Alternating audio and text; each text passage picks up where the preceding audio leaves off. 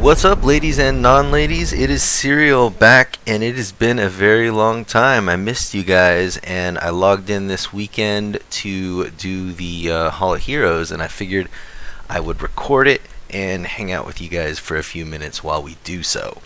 Now, I've been doing these with my Amarna. I've actually adopted using him in my TOA team instead of Basalt, but I pulled him out, put Basalt in, so that this is a much more relatable and copyable team.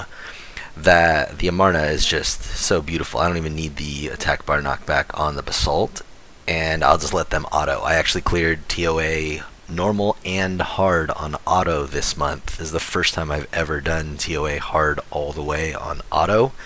They actually went like blazed through the first 98 pretty well. I had to do floor 99 5, 6, 7-ish times, and I had to do 100 probably a solid 15, 20 times or so, but it obviously wasn't efficient, but I got that close. I just wanted to force it through, and I was pretty stoked they got through, and Amarna is a huge factor in that.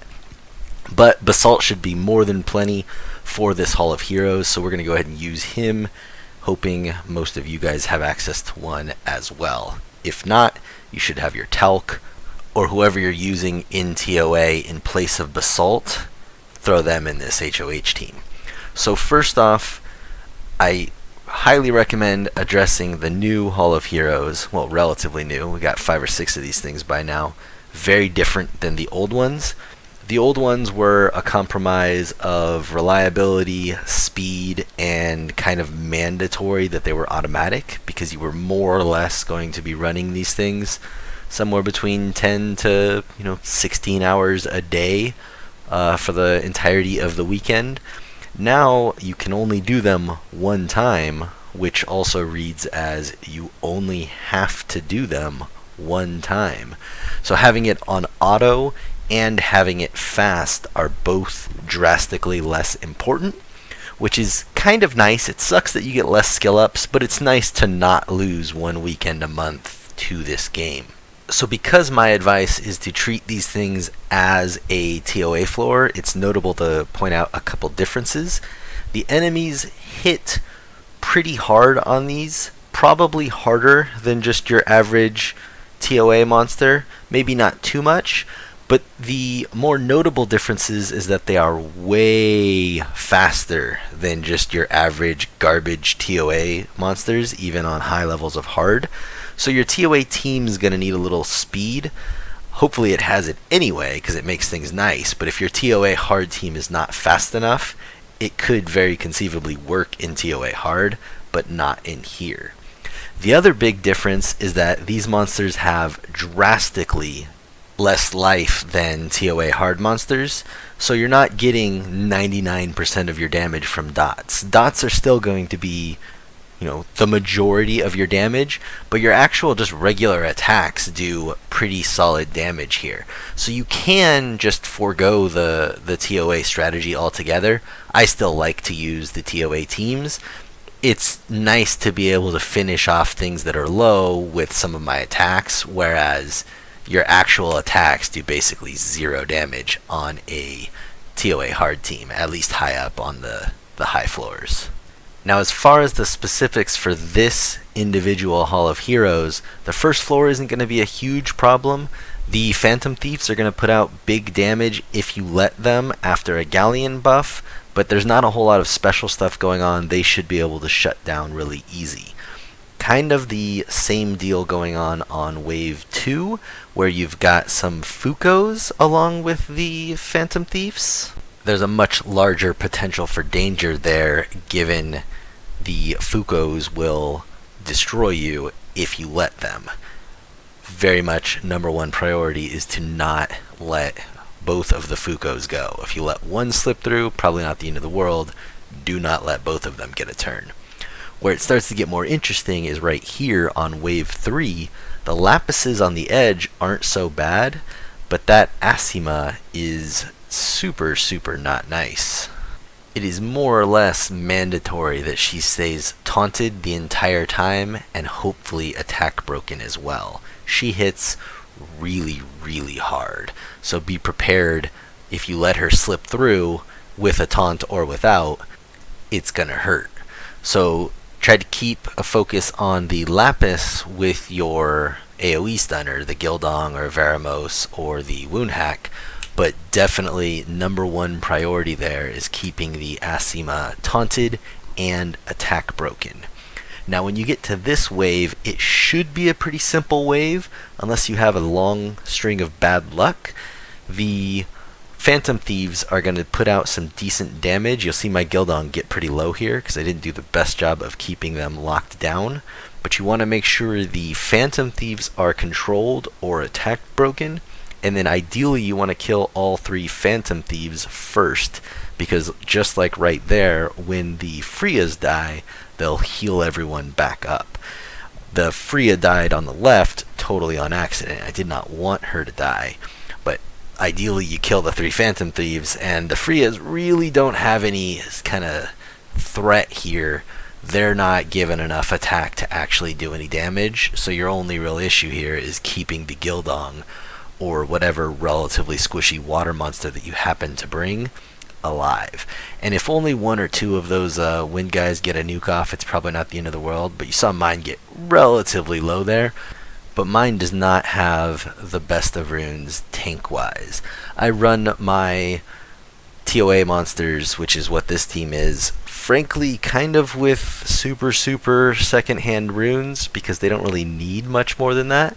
I like to give them speed and some accuracy, but in TOA they kind of just get destroyed if something happens and they get hit anyway, so I don't nearly have as much of a focus on their tankiness, where when I was starting my TOA teams I tried to make them super tanky, just hoping they wouldn't die, and I kind of got to realize that it's kind of a fruitless battle. It's much better to just make them fast enough and accurate enough so that they don't get hit. Now this floor is kind of the inverse in the other ones. I would say the Phantom Thieves are not the issue here. It's the 2 Assassins. They hit very hard. Hopefully, well, not hopefully, but almost hopefully, I was kind of hoping one of them was going to hit my Basalt just so we could see what was happening. I've been manualing the last, I think 3 floors of this. I autoed the first few, and then I think I started manualing him at 7. So I think I did 7, 8, 9, and 10, yeah. So I manualed 4 of these, and even on the earlier floors, the Light Assassins were doing quite a good number on the Manchura, actually. They weren't hitting my Basalt. My Basalt's much tankier than the Manchura, but they were hitting my Manchura and doing very not fun things to him. The Black Phantom Thieves are not really much to worry about. You see that? Well, that one just auto-attacked, but it did fuck all. And he's attack broken. And my Mav has a defense buff. But Black Phantom Thieves, not nearly as scary there. Now, realistically, if your TOA team is solid, this is the first floor that you have a legit worry on. The damage output on this floor is quite strong. You see that Phantom Thief hit my Basalt for, call it 40% of his life without even having an armor breakout. Now, it wouldn't have killed my Manchura, but it would have looked even more impressive on the Manchura, just because, like I was saying, the Manchura is much squishier than the Basalt. After that initial opening, things settle down quite a bit. The Phantom Thief is very fast, the light one, so you don't start off with a huge lead when you walk in here. But after everybody gets their first turn, you get plenty of time to start stacking debuffs, particularly that slow, and that just kind of lets you run circles around them. And then with the attack break on him, we'll see him hit something. And I kind of want to not have a defense buff, but it looks like I will have a defense buff when he hits me. Here, I'm going to not apply the defense buff. There we go. So I didn't heal there so that he could hit me without a defense buff. So with him being attack broken and me neutral, he hit me for, call it 25%. My Basalt's pretty sturdy. So you do not want to let this Light Phantom Thief go rampant on you.